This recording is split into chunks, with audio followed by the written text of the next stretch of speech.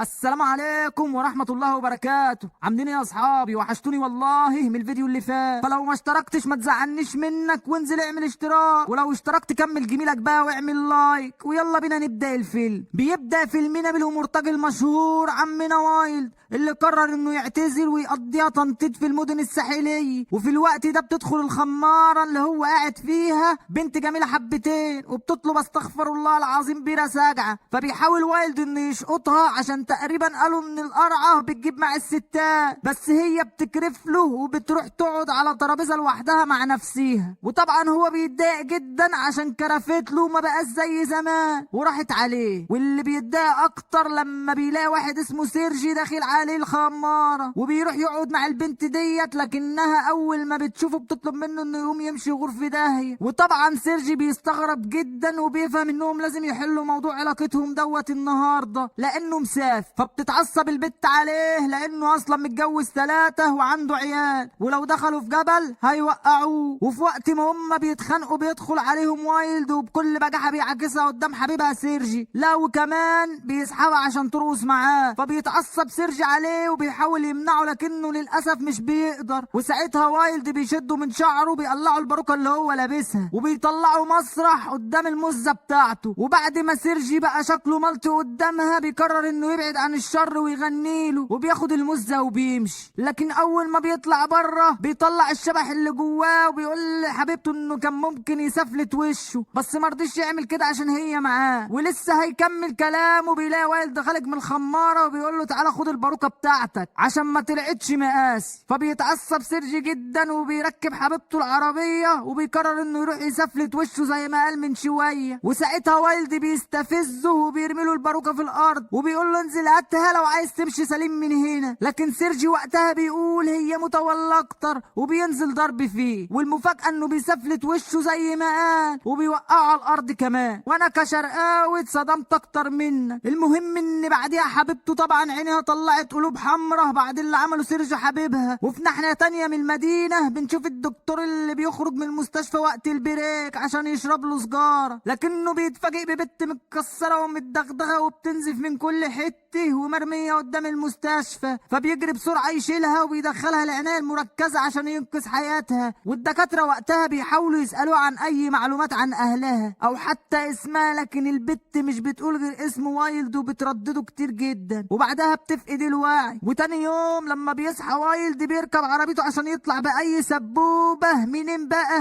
من شغلانته البطاله كبوتيجارد بعد اعتزاله لعبه القمار. وبيقابل هناك زميله بين اللي هيموت ويعرف هو بيخلع ازاي من كل المشاكل اللي بيتحط فيها. بس طبعا وايلد بيكبرها عليه وبيفهمه انه عمله نادره مش هتتكرر تاني ابدا بدماغك اللي شبه الدومه دي. واثناء ما هم بيتكلموا بيدخل عليهم عيل سيس اسمه سارس وبيسال بين على البوديجارد اللي اسمه وايلد. وبنلاقي ان وايلد بيحاول يخلع منه لان حتى ما يعرفش شكله، لكن بيني بيحطه قدام الامر الواقع وبيقول له هو الاقرع اللي واقف هناك ده. فبيروح سارس يتكلم معاه وبيعرفه بنفسه وبيقول له انه بيلعب قمار وعاوزه يشتغل معاه بوديجارد عشان محدش يثبته بعد ما يخلص لعبه في القماره. ربنا يتوب عليك يا ابني. والمفاجاه بقى انه بيطلب من وايلد انه يقول له مؤهلاته بما انه دلوقتي احتمال كبير يشتغل معاه. فبيضحك وايلد وبيقول له هات ورقه وقلم وعد يا عداه بطوله العالم في الملاكمه 3 مرات، ده غير انه كان طيار في الجيش الامريكي وعنده فلوس كتير بالكوم، لكن عنده مشكله واحده صغيره ان هو زرط اصلا. فبيموت سارس على نفسه من الضحك، لكنه في النهايه بيوافق وبيتفقوا هما الاتنين على الميعاد اللي هيتقابلوا فيه ويروحوا القماره وليعوذوا بالله يلعبوا قمار. وبعد شويه بيرجع وايلد البيت عشان ياكل لقمه، لكننا بنتفاجئ بسيرجي اللي ضربه في القماره قدام حبيبته وصل عنده، لكن الجريب انه خده بالاحضان. وبنعرف ان سيرجي كان جايب وايلد عشان يعمل نمره قدام المزه الجديده عشان ترضى تعبره. دلوقتي هو جاي يديله $1000 اللي اتفقوا عليهم، لكن وايلد بياخد 500 بس وبيقول له خد دول هاتلك باروكه جديده بدل اللي وقعتها لك. وبيروح بعدها وايلد للمطعم يروق على نفسه ويتغدى، ما خلاص بقى معاه فلوس كتير. ويقابل هناك صاحبته اللي اسمها ماري ويفضلوا هما الاتنين ينموا على الواد اللي قاعد على الترابيزه اللي جنبهم لانه لحد دلوقتي متجوز 7. ربنا يديك الصحه. ولما بينهي وايلد مشروبه بيرجع لبيته لكنه بيتفاجئ. وبالمناسبه يعني دي البت اللي كانت متكسره ومرميه جوه المستشفى في اول الفيلم. وبنشوف وايلد اللي بيكون مصدوم مصدوم جدا من اللي حصل فيها، وبيطلب منها تعرفه مين اللي عمل فيها كده. فبتقول له هولي انها كانت سهرانه في فندق، ولما خلصت سهرتها قابلت شاب في الاسانسير مع 2 حراء، وهم اللي اخدوها غصب عنها واغتصبوها. ومش بس كده، دول فضلوا يعذبوا فيها لحد ما دغدغوا عظمها وخلوها تنزف من كل حته، وفي النهايه رموها قدام المستشفى ومشيوا. فهنا بيتعصب وايلد جدا، سالها عن شكلهم او حتى اسم واحد منهم، لكن هولي بتقول له انها ما تعرفش اي حاجه خالص غير اسم الفندق اللي هي سهرت فيه. ولما بيسمع وايلد اسم الكتلة الذهبية بيتعصب جدا، لان الاشخاص اللي بيسهروا فيه مافيا وعصابات خطيرة قوي، وهو حذرها قبل كده من دخوله. لكن هولي بتتحايل عليه يساعدها ترجع حقها من المجرمين دول، وفعلا بيقرر وايلد انه يساعدها،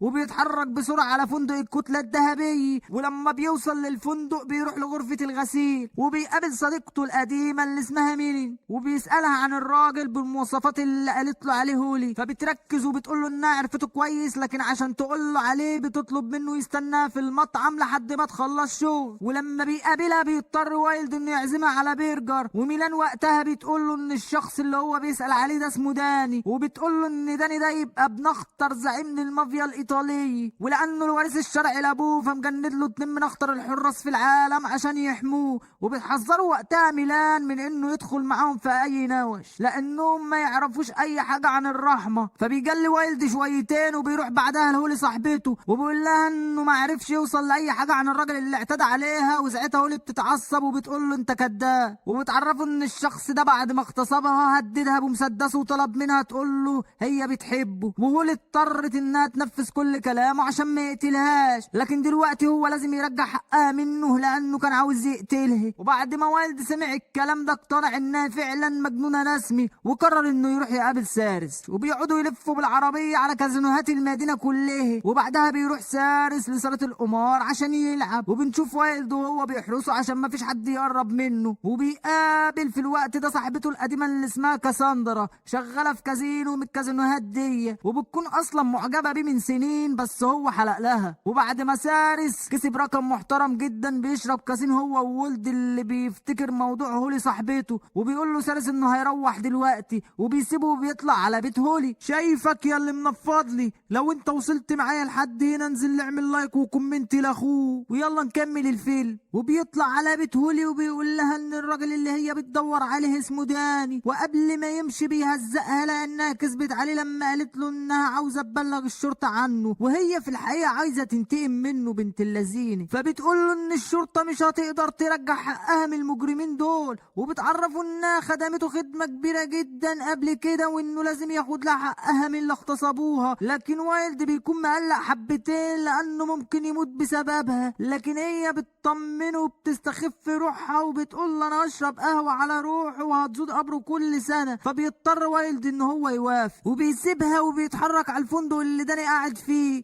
وبيعمل خطة عشان يعرف يوصل لها بيها. وبيروح بعدها يخبط على باب الغرفة وبيطلب من الحارس انه يقابله، لكن الحارس وقتها بيرفض. بس وايلد بيقول له ان الموضوع شخصي، وبيطلب منه يعرفه انه جاي من طرف واحد اسمه بيني. بس الحارس برضه بيرفض ويقفل الباب في وشه. لكن اول ما بيروح يحكي للحارس التاني على اللي حصل بيقول له الراجل جاي من طرف بيني وانت بتقفل الباب في وشه، ده انا هسوي وشك بالاسفلت. وبيقوم بسرعة يفتح له وبيعتذر له على اللي حصل منه، لكنهم بيفتشوا كويس جدا قبل ما يدخلوا على داني الزعيم بتاعهم. وبدون اي مقدمات وايلد اول ما يشوفوا بيسالوا على اللي هو عمله مع هولي صاحبته، فبيضحك داني وبيقول له عادي يعني كنت متضايق شويه، والصراحه ما لقيتش احلى منها في الفندق كله. وبيطلع له بعدها 50,000 دولار وبيقول له خدهم بس شيل الموضوع ده من دماغك القرعه دي. وساعتها وايلد بيتصدم كتير وبيشكره على كرمه، بس داني بيضحك على غبائه المفرط وانه ممكن يضحي بالمبلغ ده على واحد اهبل زيه، وبيهدده بعدها بالمسدس انه يقتله لو ما قالوش قد ايه هو شخص عظيم. فبيستمر وايلد مكانه لكنه لكنه بيضطر انه ينفذ كلامه بدل ما يعمل حاجه زي ما عمل في مولي صاحبته. بس داني ما بيكونش عاجبه اداؤه، لكنه بيديله فرصه تانية قبل ما يخرم جسمه بالرصاص. فبيفضل وايلد يفكر هيقول له ايه، لكنه بيطول وداني وقتها بيتعصب وبيؤمر رجالته ياخدوه يرموه بره الفندق لانه مش ناقص وجع ومراره. لكن وايلد بيفاجئهم لما بيكسر رجل واحد منهم بضربه غشيمه، والتاني بيطير نص دماغه بكارت الفيزا بتاعه وبيكسر عظمهم لحد ما بيفقد الوعي. وبيدخل بعدها على داني اللي بيحاول يضرب عليه النار عشان يقتله، بس وايلد بيضربه بالكارت في وشه وبيخليه يغمى عليه. وبعدها بيكتفهم وبيتصل بهولي عشان تيجي تاخد حقها بنفسها منهم، مش عارف اللي هو ازاي يعني. واول ما بتوصل هولي بتكون جايبه معاها شويه اسلحه عشان تولع فيهم، وبتاخد المقص وبتكون عايزه تضيع مستقبل داني، لكنه بيفضل يصرخ ويعيط زي العيال الصغيره وبيترجاها تسيبه وتاخد $1,000,000 اللي في درج المكتب ليها. فبتاخدهم هولي فعلا، لكنها بتكون عاوزه تنفذ اللي في دماغها وبتأمره يقول لها ان هو بيحبها وان هي مش هتقتله. وبعد ما هنته قدام رجالته سابته وخرجت مع وايلد اللي بيديها 50,000 كلهم. بس هولي بتقرر انها تقسمهم بالنص معاه وبتقول له انهم لازم يهربوا من المدينه حالا، لان اكيد داني هيعرف ابو زعيم المافيا اللي هيوصل لهم بسرعه وهيسفلت وشهم. وبعد ما بتمشي بيقرر وايلد انه يروح يلعب شويه قمار بالفلوس اللي جمعها، يمكن يكسب ال500,000 اللي بيحلم بيهم، لانه عايز يساوي الافخم بلاد العالم ويعيش حياه الاغنياء. وبيروح فعلا الكازينو وبيقابل هناك صاحبته كاساندرا وبيقعد يلعب معاها، لكنه للاسف زي كل مره بيخسر. وبيقرر بعدها انه ما يكملش، وبيروح بعدها يقعد مع سارس وبيعتذر له لانه سابه ومشي المره اللي فاتت في الكازينو. لكنه فجاه وايلد بيستوعب الخدعه اللي بيستخدموها نظام الكازينو عشان يخسروه، وبيقرر انه يروح يلعب تاني وبيبدا يلعب، بس المره دي بيلعب بقلب جامد وكاريزما شديده حبتين، ودور ورا التاني بيفضل يكسب وكل توقعاته بتطلع صح، ويقضي نص الفيلم كله لعب قمار الله يسامحه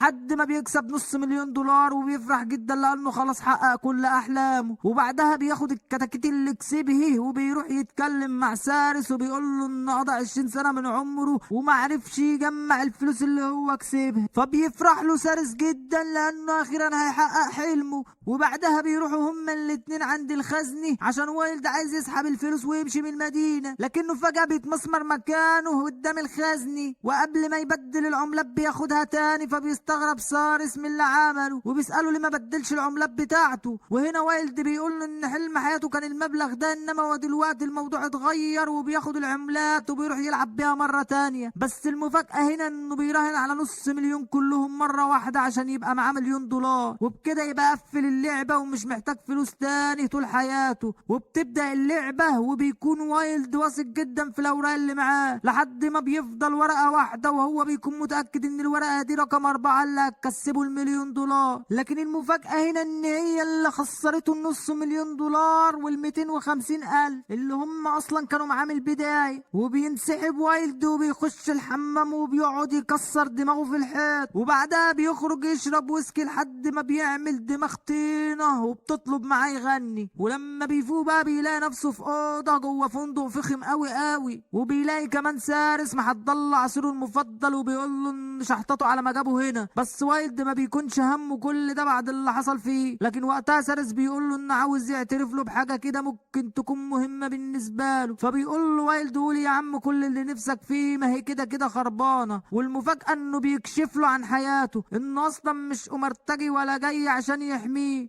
لانه اصلا مبرمج ومعه فلوس يشتري بها المدينه باللي فيها. بس للاسف مع كل ده عنده مشكله واحده، ان هو جبان، وكان عايز وايلد يعلمه ازاي ما يخافش ويبقى شجاع في مقابل اي حاجه هو يطلبها منه. لكن وايلد ما بيكونش مصدق اللي هو بيقوله وبيفضل يزعق معاه جامد، وبعدها بيسيبه ويروح يقعد على الكازينو تاني. واثناء ما هو سرحان بيظهر قدامه 2 شكلهم وحش جدا بيطلبوا منه يروح معاهم بالهداوه كده من غير شوشره، لان زعيمهم طار مطالبه، لكنهم للاسف جم في الوقت الغلط، ووايلد بينفجر فيهم وبيكسر عظمهم هما الاتنين بكل غل. بس وقتها بتظهر رجاله تانية وبيحاولوا يقبضوا عليه، لكن وايلد بيكون اخطر منهم بكتير جدا، وبيطبق وشهم واحد ورا التاني والعركه شغاله ما بينهم. وبنشوف مهاره مرعبه لوايلد وهو بيكسر في وشهم في العاب الكذيب، لكن فجأة الحكومة بتوصل للمكان وبتقبض عليه. والجريب بقى انهم بياخدوا الواحد اسمه بيبي اللي بيكون اغنى واحد في المدينة كلها، وبنعرف ان داني بعد ما اكل علقة موت من وايلد راح اشتكله منه. بس الجريب بقى ان وايلد يعرفه كويس جدا، وبيبي وقتها بيرحب بيه وبيسأله عن السبب اللي خلاه يتهجم على شقة داني ويقتل رجالته وكمان يسرق فلوس. فوايلد بيقول له بقى انت بقى مصدق الواد السيس دوا ومش مصدقني انا؟ فكان رده هنا بيقول له انا لو مش مصدقه هو ما كانش زمانك انت واقف قدامي. وبياخدوا بقى بعدها وبيروحوا للمخزن بتاع الفندق عشان يحط الجمل والجمال قصاد بعض ويشوف مين الغلطان ويحاسبه. وهناك بيتكلم داني وبيقول لبيبي انه برضه مصمم يكدبه عشان يصدق الاقرع اللي هناك دوا. فبيقول له يا ابني انت عاوز نقتله وهو بريء ازاي؟ انت اصلا ما تعرفش مين ده وممكن يعمل فينا ايه. فالاحسن بقى انك تحكي اللي حصل باختصار، خلينا نخلص من وجع القلب دوا.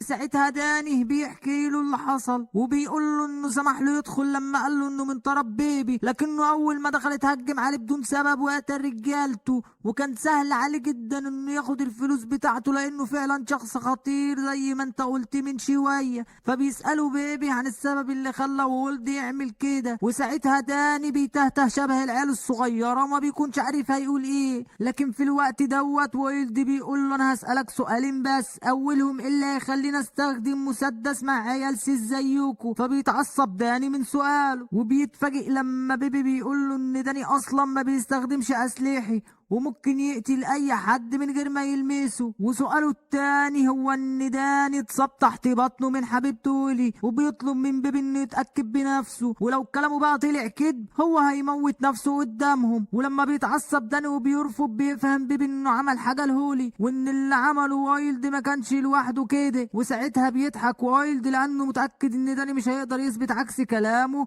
وبيبي وقتها بيمشي زعلان وبيقعد يتكلم مع ولده وبيحذره من داني وبيطلب منه يسيب البلد ويمشي لانه اكيد هيطارده عشان يقتله. وبعد اللي حصل ده بيرجع ولد على المطعم بتاع ماري صاحبته وبيفكر هيتصرف ازاي وهو حتى معوش تمن ازازه. لكن وقتها بيجي سارس وبيقعد جنبه وبيقول له انه قرر يمشي من المدينه، لكنه جه هنا عشان يشكره لانه عرف وتعلم منه حاجات كتيره قوي الفتره الاخيره، وعشان كده قرر انه يساعده ويخليه يحقق حلمه زي ما وعده. وبيديله بعدها ظرف فيه تذكره طيران لجزيره كوركس وشيك بنص مليون زي ما كان بيحلم. فبيشكره ولد جدا لكن بيقول له ده كان حل اول مشكله. وساعتها بيستغرب سارس وبيقول له ايه ده انت عندك مشاكل تاني؟ فبيقول له وايلد انت ممكن يتقتل في اي لحظه. ولسه هيكمل كلامه بيلاقوا داني ورجالته حصروه في المطعم عشان يقتلوه. لكن وقتها سارس بيفاجئنا لما بيقوم يغني بصوته الوحش جدا عشان يلفت الانظار عليه. وساعتها بيلاقوا ولد فص ملح ودب من المطعم كله. فبيتعصم داني وبيقوموا رجالته يبحثوا عنه في كل مكان في المدينه كلها، ومحدش منهم كان يعرف انه مشغل دماغه ومستخبي فوق سطح المبنى وقاطع النفس، لكنه بيفتكر ذكرياته الزباله كلها في عالم الجريمه وبيقرر انه ينزل يتعارك معاهم وزي ما تيجي تيجي. وبينزل عليهم بكل غشامه بسكاكين المطعم بيخرم فيهم واحد ورا التاني ومفيش حد بيقرب منه خالص او حتى يلمسه. وبعد ما شرحهم كلهم بيبدا يقتل فيهم عشان يعرفهم ان اخطر كابوس قابله في حياتهم كلها. وبعد المدعكه دي بيروح لداني صاحب الحانه دي كلها وبيرشق له السكينه في الحته اياها عشان يخلص عليه نهائيا. وبعدها بيخرج بكل هدوء من المكان، لكن قبل ما يمشي بيجيله سارس وبيديله الشيك والتذكره وبيشكره على اللي عمله معاه لانه بفضله بقى اخيرا شجاع. فبيشكر وايلد على مساعدته له في الهروب من المافيا. وبيتحرك بعدها من المدينه وبيسافر لجزيره كوريكس عشان يمتع نفسه بالفلوس اللي اخدها.